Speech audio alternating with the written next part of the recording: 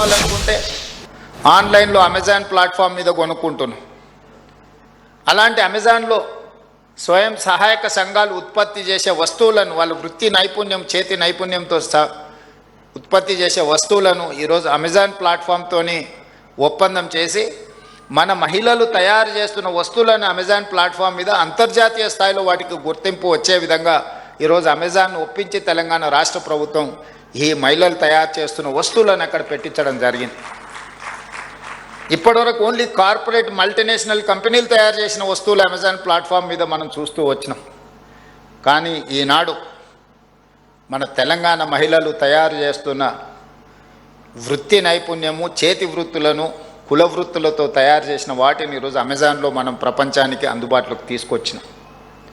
అదేవిధంగా ఈరోజు మహిళలలో ఉన్న టాలెంట్ను గుర్తించాలి, వాళ్ళకు అండగా నిలబడాలన్న ఆలోచనతోటి హైటెక్ సిటీ అని అంటే ప్రతి ఒక్కరూ మైక్రోసాఫ్ట్, ఇన్ఫోసిస్, విప్రో ఇలాంటి కార్పొరేట్ కంపెనీల గురించే మనం మాట్లాడుకుంటున్నాం. ఆ చుట్టుముట్టుతో ఉన్న ఐటీ కంపెనీల గురించి, అంతర్జాతీయ సంస్థల గురించి మాత్రమే మనం చర్చించుకుంటున్నాం. ఎగ్జాక్ట్గా హైటెక్ సిటీ పక్కన 3.5 ఎకరాలలో దాదాపుగా 1000 కోట్ల స్థలాన్ని 150 స్టాల్స్ ఈరోజు వాళ్లకు మహిళా సంఘాలకి ఇందిరా మహిళా శక్తి బజార్ అని పెట్టి 150 షాప్స్ని అక్కడ పెట్టి తండాలలో, గూడాలలో, మారుమూల పల్లెల్లో మహిళలు ఉత్పత్తి చేస్తున్న వస్తువులను అక్కడ అమ్మకానికి అవకాశం కల్పించి ఈ ఐటీ కార్పొరేట్ దిగ్గజ కంపెనీలతో పోటీగా ఈరోజు అంతర్జాతీయ స్థాయిలో అక్కడ ఒక వేదిక కల్పించినాం. ఈరోజు వాళ్ళలో ఉన్న నైపుణ్యాన్ని గుర్తించాలి, ఆ లోకల్ టాలెంట్ని గ్లోబల్ టాలెంట్గా తీర్చిదిద్దడానికి ఈరోజు హైటెక్ సిటీ పక్కన మహిళలకు ఒక గొప్ప అవకాశం ఇచ్చినాం. ఇలాంటివి ఎన్నో. ఎక్కడైనా ప్రపంచ దేశాలు, అభివృద్ధి చెందిన దేశాలను చూడండి, మీరంతా senior journalist and working journalist, మీకు విశ్లేషించే విచక్షణ పరిజ్ఞానం మిగతా వాళ్ళకంటే కొంచెం ఎక్కువనే ఉంటుంది. ఏ దేశమైతే ఆర్థికంగా ఎదిగిందో, ఏ దేశమైతే ఎదిగిన అభివృద్ధి చెందిన దేశాలుగా ఈరోజు ప్రపంచంలో గుర్తింపు పొందుతున్నాయో ఆయా దేశాలలో మహిళ యొక్క ఆర్థిక శక్తి పెరిగినప్పుడే ఆ దేశం అభివృద్ధి చెందిన దేశంగా గుర్తింపు పొందింది. మన దేశంలో మహిళల యొక్క శ్రమకు గుర్తింపు లేదు, శ్రమకు తగ్గ ఫలితము లేదు. ఇంట్లో చేసే ఏ పనైనా టేక్ ఇట్ గ్రాంటెడ్గా, ఆఫీస్లో ఏ పని ఉన్నా కూర్చొని చేసే పనిని మహిళల మీద నెట్టేసి మిగతా వాళ్ళు పెత్తనం చెలాయించే విధంగా, అదేవిధంగా మగవాళ్ళతో పోటీపడి చేసేటప్పుడు చిన్న చిన్న చులకన కామెంట్స్ కానీ ఇతర ఇష్యూస్ మీకు అందరికి తెలుసు. ఇట్లాంటి వాటి అన్నిటికీ పులి స్టాప్ పడాలి అని అంటే మహిళల్ని వాళ్ళ టాలెంట్ను గుర్తించి ప్రోత్సహించాల్సిన బాధ్యత సంస్థల మీద ఉన్నది. వ్యక్తులుగా మనం కొన్ని చేయలేం, వ్యవస్థగా మనం పని చేసినప్పుడు తప్పకుండా మనం ఆ టాలెంట్ని గుర్తించి అవకాశం కల్పించడానికి అవకాశం ఉంటుంది. జర్నలిజం గురించి నేను చెప్పాలి అని అంటే నాకున్న పరిమితమైన అవగాహనతో ఆనాడు దేశ స్వతంత్రం కోసం కొట్లాడుతున్నప్పుడు యంగ్ ఇండియా అనే పత్రికను మహాత్మా గాంధీ గారు నడిపించారు. 1921 నుంచి 1931 వరకు 10 సంవత్సరాలు మహాత్మా గాంధీ గారు పత్రికను నడిపించి స్వతంత్ర పోరాటాన్ని దేశ ప్రజలకు చేరవేయడానికి యంగ్ ఇండియా పత్రికను నడిపించారు. అదే సమయంలో పండిత్ జవహర్లాల్ నెహ్రూ గారు దేశ స్వతంత్ర పోరాటాలనే కాకుండా పాలసీలను ప్రజలకు తెలియజెప్పాలి, ఈ దేశ ప్రజలకు దేశాన్ని నడిపించుకునే శక్తి ఉన్నది, జ్ఞానం ఉన్నదని నేషనల్ హెరాల్డ్ పత్రికను పండిత్ జవహర్లాల్ నెహ్రూ గారు నడిపించారు. మన ప్రాంతానికి వస్తే సాయుధ రైతాంగ పోరాట సమయంలో సురవరం ప్రతాప్ రెడ్డి గారు గోల్కొండ పత్రికను నడిపించడం జరిగింది.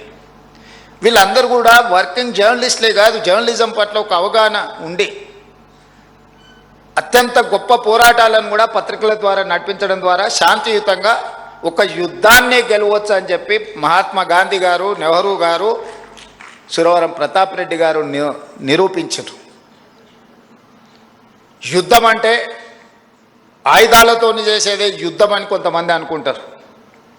ఆయుధాలతో చేసే యుద్ధము విషాదంతో ముగుస్తుంది.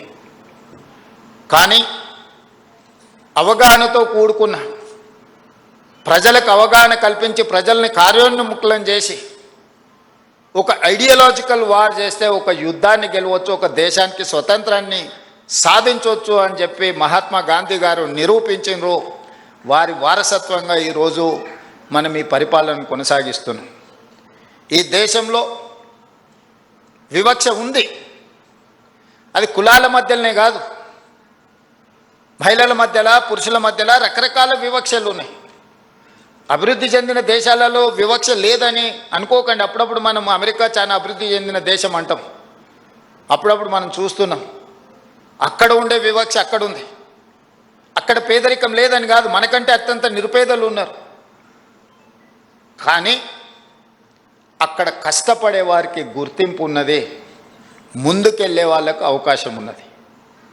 మన దగ్గర కూడా వివక్ష ఉన్నది, కానీ కష్టపడే వాళ్లకు గుర్తింపునివ్వాల్సిన బాధ్యత ఇంకా మనము నేర్చుకోవాల్సిన అవసరం ఉన్నది.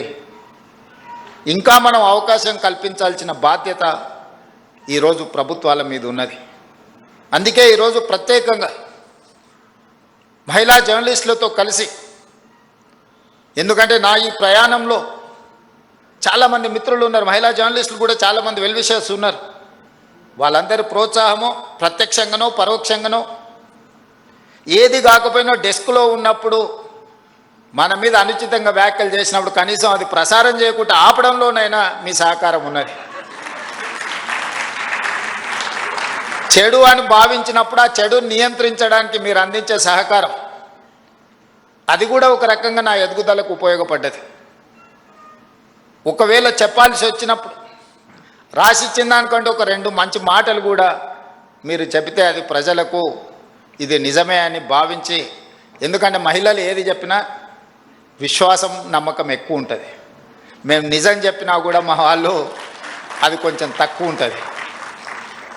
అందుకోసమని ఈ మహిళా దినోత్సవం సందర్భంగా మహిళలనే కాదు, ఈ సమాజంలో సగభాగమైన మీరు, ఈ తెలంగాణ రాష్ట్రం అభివృద్ధి జరగాలి అని అంటే మహిళల యొక్క ఆర్థిక వ్యవస్థ, మహిళల యొక్క అవకాశాలను మెరుగుపరచాలి అనేదే మా ప్రభుత్వం యొక్క లక్ష్యము, మా ప్రభుత్వం యొక్క విధానం. 2034కి $1 ట్రిలియన్ ఎకానమీ, 2047కి $3 ట్రిలియన్ ఎకానమీ ఇక తెలంగాణ రాష్ట్రాన్ని ముందుకు నడిపించాలని మేము భావిస్తున్నాం. ఈరోజు 2.5% జనాభా ఉన్న మనం దేశ ఆర్థిక వ్యవస్థలో 5% మనం జీడిపిని కంట్రిబ్యూట్ చేస్తున్నాం తెలంగాణ రాష్ట్రం నుంచి. జనాభా మోర్ ఆర్ లెస్ సెటిల్ అయిపోయింది, పెద్దగా పెరగడం లేదు తెలంగాణ జనాభాలో. మేమిద్దరం మాకొక్కరు అనే పరిస్థితి వచ్చింది. అట్లీస్ట్ మేమిద్దరం మాకిద్దరు అనే వ్యవస్థ వస్తే మన జనాభా పెరుగుతుందేమో. ఒకప్పటి ప్రభుత్వ విధానం వల్ల, కుటుంబ నియంత్రణ వల్ల తెలంగాణలో ఉండే పాపులేషన్ స్టెబిలైజ్ అయిపోయింది, పెద్దగా పెరగడం లేదు. కానీ ఆర్థికంగా పెరగడానికి అవకాశం ఉంది, పెట్టుబడులను ఆకర్షించడానికి అవకాశం ఉంది. ఈ పెట్టుబడులు ఈ రాష్ట్రంలో ఉద్యోగ ఉపాధి అవకాశాలను పెంపొందించడానికి అవకాశం ఉంది. తద్వారా బలమైన ఆర్థిక వ్యవస్థగా రాణించి ఈరోజు $200 బిలియన్ ఎకానమీగా ఉన్న తెలంగాణ ఆర్థిక వ్యవస్థను 8 సంవత్సరాలలో $1 ట్రిలియన్ ఎకానమీగా మార్చాలి. ఈ దేశ ఆదాయంలో ఈరోజు 5% తెలంగాణ నుంచి భాగస్వామ్యం ఉంటే 2047 నాటికి 10%కి మనం పెంచాలనే లక్ష్యంతో ఈరోజు తెలంగాణ రాష్ట్ర ప్రభుత్వం పనిచేస్తుంది. దానికి సంబంధించిన బృహత్తరమైన ప్రణాళికలను తెలంగాణ రాష్ట్రం సిద్ధం చేసుకున్నది. అందుకే గ్లోబల్ సమ్మిట్ ఆర్గనైజ్ చేసినాం, అంతర్జాతీయ దిగ్గజ కంపెనీలను ఆహ్వానించినాం. మనం క్యూర్ అని కోర్ అర్బన్ రీజియన్ని, ఔటర్ రింగ్ రోడ్ ఇన్సైడ్ 1,34,00,000 జనాభా ఉంది. ఈ 1,34,00,000 జనాభా 2,100 స్క్వేర్ కిలోమీటర్స్ లోపల ఉంది. ఈరోజు ఈ క్యూర్ని సర్వీస్ సెక్టర్గా మార్చాలని మన ప్రభుత్వం నిర్ణయం తీసుకున్నది. ఇక్కడ పరిశ్రమలు ఉన్నాయి, కాలుష్యాన్ని వెదజల్లే పరిశ్రమలు ఉన్నాయి. ఈరోజు ఈ లివబుల్ సిటీ నుంచి నాన్ లివబుల్ సిటీగా మారే ప్రమాదం ఉంది.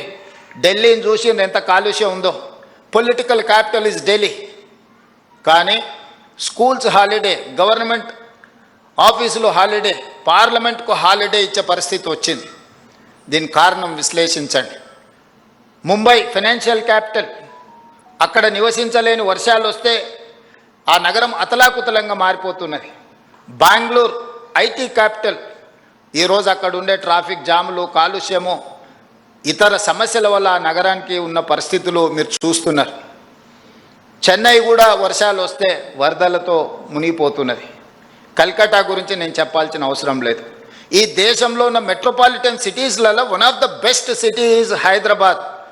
చంద్రబాబు నాయుడు గారు, రాజశేఖర్ రెడ్డి గారు ఈ నగరాన్ని ఈ దేశంలో ఉండే అన్ని మెట్రోపాలిటన్ నగరాల కంటే ఒక మంచి నగరంగా తీర్చిదిద్దిండ్రు. కానీ ఇది సరిపోదు. అందుకే ఈరోజు మా ప్రభుత్వం ఈ హైదరాబాద్ నగరాన్ని ప్రపంచ దేశాలలో ఉండే నగరాలతో పోటీ పడాలనుకుంటున్నాం. ఒక టోక్యోతోనో, ఒక సింగపూర్తోనో, ఒక సౌత్ కొరియాతోనో, న్యూయార్క్తోనో మనం ఈరోజు కాంపీట్ చేయాలనుకుంటున్నాం. సో అంతర్జాతీయ నగరంగా మారాలి అని అంటే ఈ 2100 స్క్వేర్ కిలోమీటర్స్లో ఉన్న ఏరియాని కాలుష్యరహిత నగరంగా తీర్చిదిద్దాలి. ఈ కాలుష్యరహిత నగరంగా ఒక core urban reason economy, it is called cure, దీన్ని క్యూర్ చేయాలని మేము అనుకుంటున్నాము. దానికి మహిళా జర్నలిస్టులుగా మీరందరూ సహకరించాలి. రెడ్ కేటగిరీ, ఆరెంజ్ కేటగిరీ పరిశ్రమల్ని ఇక్కడ నుంచి ఔటర్ రింగ్ రోడ్డు బయటికి తరలించాలని ఒక ప్రణాళిక తీసుకున్నాం.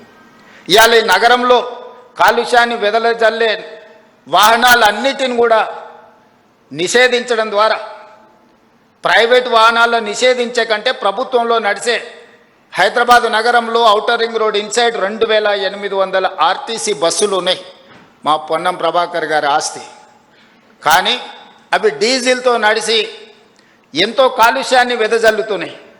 అందుకే ప్రభుత్వం ఒక పాలసీగా తీసుకున్నది, 2026 డిసెంబర్ లోపల ఈ 2800 డీజిల్ బస్సులను జిల్లాలకు తరలించి 100% ఈవీ బస్సులను హైదరాబాదు నగరంలో మనం తేబోతున్నాము. ఆల్రెడీ 500 బస్సులు వచ్చినాయి, ఇంకా 2300 బస్సులు డిసెంబర్ లోపల హైదరాబాదు నగరంలో బై డిసెంబర్ 9, 2026 లోపల ఒక్క డీజిల్ బస్సు కూడా ఈ నగరంలో ఉండదు.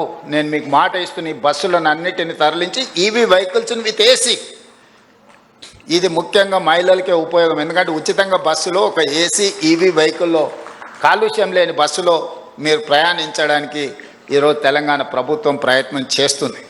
అదేవిధంగా ఈరోజు 2 లక్షల ఆటోలు ఉన్నాయి రెట్రో ఫిట్టింగ్ కింద. ఇప్పుడు డీజిల్, కిరోసిన్తోనో ఇతర ఇంధనంతో ఈరోజు నడుస్తున్నాయి. వాటన్నిటిని కూడా రెట్రో ఫిట్టింగ్ అంటే మొత్తం ఈవీ కింద 2 లక్షల ఆటోలను మార్చాలని ఒక ప్రణాళిక పెట్టుకున్నాం. తొందరలోనే ఆ కార్యాచరణను కూడా ముందుకు తీసుకొని వస్తున్నాం. ఈరోజు సింగిల్ యూజ్డ్ ప్లాస్టిక్ని మనం బ్యాన్ చేయదలుచుకున్నాం ఔటర్ రింగ్ రోడ్ ఇన్సైడ్. అదేవిధంగా ఈ పరిశ్రమలను, రెడ్ కేటగిరీ, ఆరెంజ్ కేటగిరీ పరిశ్రమలను నగరం బయటికి తరలించడానికి ప్రణాళికలు సిద్ధం చేస్తున్నాం. ఇవాళ ఈ నగరంలో ఎవరు ఈవీ వెహికల్ కొనుక్కున్నా జీరో ట్యాక్స్. మీరు ఏ వెహికల్ కొనుక్కున్నా మీకు రిజిస్ట్రేషన్ ఛార్జెస్ వసూలు చేస్తున్నారు పొన్నం ప్రభాకర్ గారు. కానీ ఈవీ వెహికల్ కొనుక్కుంటే జీరో ట్యాక్స్.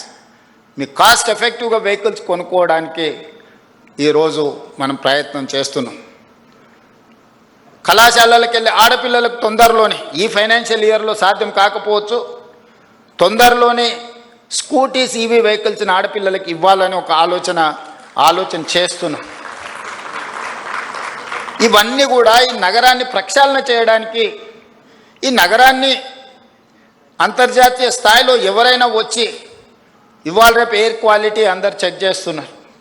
మీరు పొద్దున్నే చూడంగానే హైదరాబాద్ ఆరెంజ్ కేటగిరీకి వచ్చింది. తొందరలోనే మనం ఇట్లనే వదిలేస్తే రెడ్ కేటగిరీకి పోద్ది. ఈరోజు ఎస్టీపీలు కొన్ని కట్టినాం, కానీ అవి సరిపో. ఈరోజు డ్రైనేజ్ వ్యవస్థ రోడ్ల మీదకి వదిలేసింది, శానిటేషన్ పని లేదు. ఈరోజు చెత్త ఎత్తమంటే 5000 ఆటోలు ఉచితంగా ప్రభుత్వం కొనిస్తే చెత్త ఎత్తాల్సిన ఆటో వాళ్ళు ఈరోజు మేము చేయము, మేము చేసిందే చెల్లుద్ది అన్నట్టుగా వ్యవహరిస్తున్నారు. ఒక పక్కన జర్నలిస్టులు రోడ్ల మీద చెత్త అడ్డగోలుగా ఉన్నది అంటున్నారు. మరి దానికి నియమించిన కార్మికులు పనిచేయాలి కదా, వాళ్ళతో పని చేయించుకోవాల్సిన బాధ్యత ప్రభుత్వానికి, మున్సిపల్ శాఖకు ఉన్నది కదా.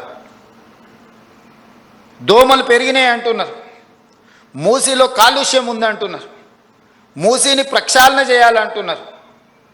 కానీ ప్రభుత్వం ఏం చేయకూడదు అంటున్నారు. దోమల్ని నియంత్రించాలన్నా చెత్త ఎత్తాలన్నా మూసీని ప్రక్షాళన చెయ్యాలన్న డిమాండ్స్ వచ్చినప్పుడు ప్రభుత్వానికి ఏ కార్యాచరణ చేపట్టొద్దు అంటున్నారు. ఏ కార్యాచరణ చేపట్టకుండా ఇవి ఎట్లా సాధ్యమవుతాయో జర్నలిస్ట్గా మీరు నాకు సూచన చేయండి. గుజరాత్ అహ్మదాబాద్ సబర్మతి రివర్ ఫ్రంట్ కట్టుకుంటుంది. 10,000 కుటుంబాలను తరలించింది అక్కడి నుంచి. వాళ్ళు సరైన ప్యాకేజ్ కూడా ఇవ్వలేకపోయారు. ఈరోజు ఢిల్లీ యమునా నదిని ప్రక్షాళన చేస్తారు. ఉత్తరప్రదేశ్ గంగా నది ప్రక్షాళన చేసిన మన గొప్పగా ప్రపంచానికి ప్రచారం కల్పించుకుంటారు. నాకేం అభ్యంతరం లేదు, మంచిది. It is an good programme activity. Why can't Musi river development? Ahmedabad Sabarmati river front చేసుకోవచ్చు, ఢిల్లీ యమునా నది రివర్ ఫ్రంట్ డెవలప్ చేసుకోవచ్చు, ఉత్తరప్రదేశ్ గంగా నది రివర్ డెవలప్ చేసుకోవచ్చు. హైదరాబాద్ నగరం మాత్రం మూసీ నదిని ప్రక్షాళన చేయొద్దు అనడము ఏ మేరకు సమంజసము? నేను ఒకటే అడుగుతున్నా, వద్దనే వాళ్ళని. మీరు మొత్తం ప్రాజెక్టే వద్దంటున్నారా? ప్రాజెక్టు నిర్మించేటప్పుడు నిర్వాసితులుగా మారే వాళ్లకు సరైన సహాయాన్ని అందించాలంటున్నారా? మీకు స్పష్టత ఉండాలి. నిన్న మన ఒక అపార్ట్మెంట్కు సంబంధించిన చర్చ జరిగింది. ఎందుకంటే అక్కడ జర్నలిస్ట్ మిత్రులు ఉన్నారు. నేను కన్వే చేసిన అది 7 acres ఉంది. ఆ 7 acresలో మూసీ నది ఒడ్డున, ఈసా నది ఒడ్డున ఉంది. అది నదులకు బఫర్ జోన్ 50 మీటర్లు, నాలాకు బఫర్ జోన్ 10 మీటర్లు. ఈసా నది ఒడ్డున ఇది నాలా అని చూపించి 2004-05లో బిల్డరు అనుమతి తీసుకొని వచ్చి అక్కడ అపార్ట్మెంట్స్ కట్టింది. 2004 తర్వాత 2012లో చట్టాన్ని సవరించి స్పష్టంగా నాలా అయితే ఎంత ఉండాలో, చెరువులు అయితే ఎంత ఉండాలి బఫర్ జోన్, నదులైతే ఎంత ఉండాలి బఫర్ జోన్, కేటగారికల్గా చట్టాన్ని మనం ఆమోదించుకున్నాం శాసనసభలో. 2012 నుంచి యాక్ట్ మనం ఇంప్లిమెంట్ చేస్తున్నాం. దాని ప్రకారం మూసా నది కానీ ఈసా నది కానీ నది ఒడ్డున 50 మీటర్ల బఫర్ జోన్, ఎవరు ఏమి కట్టడానికి వీల్లేదు. కట్టినా కూడా వాటిని తొలగించాలి. భూ యాజమాన్య హక్కులు మీ దగ్గర ఉన్న నష్టపరిహారం ఇస్తారు తప్ప అందులో ఎలాంటి నిర్మాణాలు జరగడానికి లేదు. NGT directions, supreme court directions, all constitutional authorities have decided to remove all these buffer zones. ఆ అపార్ట్మెంట్కు సంబంధించి దాదాపుగా 50% ఈ బఫర్ జోన్ 50 మీటర్ల 9 మీటర్ల సెట్ బ్యాక్ చూపించేసి ఇది నాలా అని చూపించి బిల్డర్స్ అక్రమంగా అనుమతి తెచ్చుకొని కట్టినరు. మన వాళ్ళు కొనుక్కున్నారు. అనుమతి చూసే కొనుక్కున్న వాళ్ళ గురించి నేనేం తప్పుగా చెప్పట్లేదు. అనుమతులు అన్నీ చెక్ చేసుకున్నాం. నేను ఈ మధ్యలో ప్రాజెక్టుని టేకప్ చేయాలనుకున్నప్పుడు చూస్తే మోర్ దాన్ 50% బఫర్ జోన్లు ఉన్నది. దీంట్లో చాలామంది తెలిసిన మిత్రులు ఉన్నారు. అరే వీళ్ళకి ఏదైనా నష్టం జరిగేటట్టుంది, మనం చేయగలిగిన సహాయం చేద్దామని మా అధికారులకు చెప్పి వాళ్ళ దగ్గర పంపించి వాళ్ళతో చర్చ చేయించి చెప్పిన. మరి వాళ్ళకి ఎంత చేరిందో తెలియదు. అందుకే ఈరోజు ఇక్కడ నుంచి చెప్పదలుచుకున్నా. వాళ్ళకి ప్రత్యామ్నాయంగా పక్కనే 7 ఎకరాలకు 7 ఎకరాల ల్యాండ్ ఇచ్చి ఇప్పుడు ఎంతైతే స్క్వేర్ ఫీట్ కన్స్ట్రక్షన్ చేసిందో కొత్త నిర్మాణానికి అవసరమైన డబ్బులు బ్యాంకులో డిపాజిట్ చేస్తా, మీరే ఒక సొసైటీ పెట్టుకొని మీరు కట్టించుకోండి. ఇది ఇంకా భవిష్యత్తులో ఎప్పుడు మీకు అమ్ముకోవడానికి కొనుక్కోవడానికి కూడా ఉండదు. ఈ 50 మీటర్ల బఫర్ జోన్ అనేది బ్యాన్ చేస్తాం. ఇప్పటికిప్పుడు కూలగొట్టకపోయినా భవిష్యత్తులో అది మీకు 0 వాల్యూ అవుతుంది. మీ మేలు కోసం మీరు నష్టపరిహారం తీసుకొని మీరు వేరే దగ్గరికి వెళ్ళి కొనుక్కుంటాం అంటే మీ ఇష్టం. లేదు అంటే మీ ఎంత స్థలం ఉందో అంతే స్థలం ఆ పక్కన ప్రభుత్వ స్థలాన్ని కేటాయించి ఈ నిర్మాణానికి అవసరమయ్యే నిధులు కూడా ప్రభుత్వం ముందే మీ బ్యాంకులో డిపాజిట్ చేస్తుంది. మీరు ఒక అసోసియేషనో, మీ ఎట్లాగూ అపార్ట్మెంట్స్ వెల్ఫేర్ అసోసియేషన్ ఉంటుంది కదా, మీరు మీకు డిపాజిట్ చేస్తాం, మీరు కట్టుకోండి అని మేము చెప్పినాం. అది రాజకీయ రంగుగా మారి ప్రతి రాజకీయ పార్టీ అక్కడికి వెళ్ళి వాళ్ళ పట్ల సానుభూతి చూపిస్తున్నారు. సానుభూతితో ఇది సమస్య పరిష్కారం కాదు. నేను ఆ మిత్రులకు సవినయంగా విజ్ఞప్తి చేస్తున్నా. 50 మీటర్ల చట్టము అమల్లో ఉంది. ఆ చట్టాన్ని నేను మార్చలేను. నేషనల్ గ్రీన్ ట్రిబ్యునల్ నుంచి సుప్రీంకోర్టు వరకు ఇచ్చిన గైడ్లైన్స్ ప్రకారం ఏర్పడింది. ఆ 50 మీటర్ల బఫర్ జోన్లో ఉన్న అన్ని అపార్ట్మెంట్స్ 0 వాల్యూ, నివసించడానికి పనికొస్తుందేమో కానీ దాని ఫైనాన్షియల్ వాల్యూ 0. అట్లాంటివి మేము సేకరించి వాళ్ళకి మేలు చేసి వాళ్ళని పక్కకు తరలించి వాళ్ళకి ప్రత్యామ్నాయం చూపిద్దామని అంటే లేదు మేము అడ్డుకుంటామని రాజకీయ పార్టీలు అక్కడికి వెళ్తున్నాయి. ఎవ్వరు వీళ్ళు ఉండరు, 2 రోజులు టీవీలలో పేపర్ల వార్తల కోసం మీ దగ్గరకు వస్తారు, మీ కన్నీళ్ళు వాళ్ళకు ఓట్లుగా మార్చుకుందామన్న ఆలోచన చేస్తున్నారు తప్ప మీకు సహాయం అందించాలనుకుంటే ప్రభుత్వంతో చర్చించాలి. అవునయ్యా వీళ్ళకి ఇక్కడ నష్టం జరుగుతుంది, నువ్వు ప్రత్యామ్నాయంగా ఏమిస్తావో చెప్పు అని ప్రభుత్వంతో చర్చించాలి వచ్చే ప్రతినిధులు. మోడీ గారు గొప్పగా చేసిందని చెప్పేవాళ్ళు, ఆ పార్టీకి ప్రాతినిధ్యం వహిస్తున్న వాళ్ళు ప్రభుత్వంతో చర్చించవచ్చు కదా. They are also constitutional authorities, వాళ్ళు కూడా యూనియన్ క్యాబినెట్ మినిస్టర్లు ఉన్నారు, యువతలు ఉన్నారు, ప్రతిపక్ష పార్టీ కూడా ప్రతిపక్ష హోదా ఉంది. వాళ్ళందరూ వచ్చి కూర్చొని అవును ఇక్కడ నుంచి మూసీ పరివాహక ప్రాంతంలో 2 వైపులా 50 మీటర్ల బఫర్ జోన్లో ఎవరెవరు ఎఫెక్ట్ అవుతున్నారు, వాళ్ళు ఎంత పేదవాళ్ళు, గుడిసెతో ఉన్నారా, ఇల్లుతో ఉన్నారా, వాళ్ళకి ఏ నష్టం జరుగుతుంది, వాళ్ళ సొంత భూమి ఉందా, ప్రభుత్వ భూమి ఉందా, వాళ్ళకి ఏమి ఇస్తే బాగుంటుందో మనం చర్చిద్దామని నేను చెప్తున్నా. నువ్వు చర్చించడానికి లేదు, నువ్వు కట్టడానికి లేదు, మేము చేయలేదు కాబట్టి నువ్వు చేయొద్దు, నువ్వు చేయలేదు కాబట్టి నువ్వు ఇంటికి పోయినావు, నేను చేస్తానే నమ్మకం ఉంది కాబట్టి నేను కుర్చీలో కూర్చున్నా. ఇక నీకు నాకు తేడా లేకపోతే ఇంకా విషయం ఏమున్నది?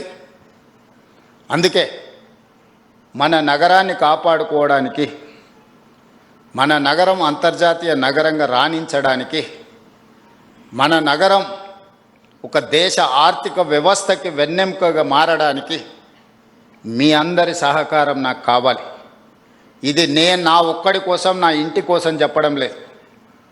మీరందరూ మహిళా జర్నలిస్టులు అనుకుంటే రేపు 13th రోజు తాజ్ కృష్ణాలో పవర్ పాయింట్ ప్రజెంటేషన్ ఈ మూసీ నది మీద ఫేజ్ 1 మీద ఈరోజు డీటెయిల్ ప్రాజెక్ట్ రిపోర్ట్ ఇవ్వబోతున్నా. గాంధీ స్టాచ్యూకి 5,000 కోట్లు ఖర్చు పెడుతున్నారు. ఎవడన్నా బుర్రుండేటోడు 5,000 కోట్లు ఖర్చు పెడతాడు ఆ స్టాచ్యూకి. స్టాచ్యూ కాస్ట్ 70 కోట్లు. ఆడ విజ్ఞాన మందిరం మొత్తం కట్టడానికి 100+ ఏదో అవుతుంది, టోటల్ కలిపితే కూడా 200 కాదు.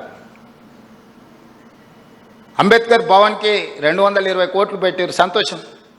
మహాత్మా గాంధీ ఒక విజ్ఞాన కేంద్రానికి ఒక 200 కోట్లు పెడితే మీకు వచ్చిన కష్టం ఏంటి? దాన్ని 5,000 కోట్లు 10,000 కోట్లు అని చిలువలు పలువలు చేస్తారు.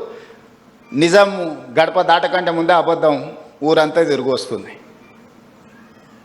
ఇట్లాంటి దగ్గరనే మహిళా జర్నలిస్టులను నా రిక్వెస్ట్ ఒక్కటే, వాస్తవాలను మీరు ప్రజలకు చెప్పండి. అంతెందుకు ఈ గేట్లకు ఎప్పుడన్నా వచ్చిండ్రమ్మా? ఎవరు ఎంతమంది ఉన్నారు చేయొద్దండి గేట్లకు వచ్చిన వాళ్ళు గతంలో? ఇప్పుడు కాదు, గతంలో 5-6 మంది ఉంటారా? గతంలో ఓకే, అప్పుడు కాదమ్మా, రాజశేఖర రెడ్డి గారు ఉన్నప్పుడు ఇది ఇట్లా లేదు కదమ్మా. గడిగా ఉన్నప్పుడు ఎప్పుడైనా వచ్చారా? ప్రజాభవన్ అయినాక వచ్చి ఉంటారు. గడిగా ఉన్నప్పుడు వచ్చిన వాళ్ళు ఏమో అంటే అప్పుడు కాదమ్మా. 2014 నుంచి 2023 వరకు ఇందులోకి ఎంటర్ అయిన వాళ్ళు ఎవరున్నారు? ఒక 4, 1 2 3 4 నలుగురు ఉన్నారు. సో ఈరోజు ప్రతిరోజు ఈ భవన్లోకి ప్రజలందరూ వస్తున్నారు. ఇది ప్రజలకు వేదిక, ఇది ప్రజా వేదిక, ఇది ప్రజా పరిపాలన. ఏది నిషేధిత ప్రాంతం కాదు ఇది. తెలంగాణ ప్రజల్ని నిషేధిస్తే ప్రజలు మనల్ని నిషేధిస్తారు శాశ్వతంగా, ఇంతే. దీంట్లో ఏం పెద్ద థియరీ లేదు, పెద్ద ఇది లేదు. అంతకుముందు అప్పుడప్పుడు ఎప్పుడన్నా ఉత్సవ విగ్రహాలు పండుగల పూట వీధుల్లో చూపిస్తారు. అంతకుముందు ఉండేటైనా అట్లా ఉత్సవ విగ్రహం లాగా అప్పుడప్పుడు మీకు కనిపించేటోడు. నేను ఎప్పుడు మీ మధ్యలోనే ఉంటున్నా. ఏ రోజైనా నేను సెలవు తీసుకున్న రోజు ఉందా? ఏ రోజైనా ఎవరైనా కలుస్తా అంటే కలవని రోజు ఉందా? అందుకే మహిళా జర్నలిస్టులకు కూడా నా విజ్ఞప్తి ఒకటే, మన రాష్ట్రాన్ని మెరుగుపరుచుకుందాం, మీ సహకారం ఉండాలి. మహిళా దినోత్సవ సందర్భంగా సంకల్పం తీసుకోండి. ఈ రాష్ట్రంలో మహిళలకు రక్షణ కల్పించడమే కాకుండా ఈ రాష్ట్రంలో మహిళలకు అవకాశాలు ఈ రాష్ట్ర ప్రభుత్వం ఇస్తుంది. వీటిని సద్వినియోగం చేసుకొని దేశంలోనే మహిళా ప్రాధాన్యతతో కూడుకున్న రాష్ట్రంగా ఒక గొప్ప పేరు, గుర్తింపు మనం తెచ్చుకుందామని తెలియజేస్తూ మీ అందరి దగ్గర సెలవు తీసుకుంటున్నాను. ధన్యవాదాలు.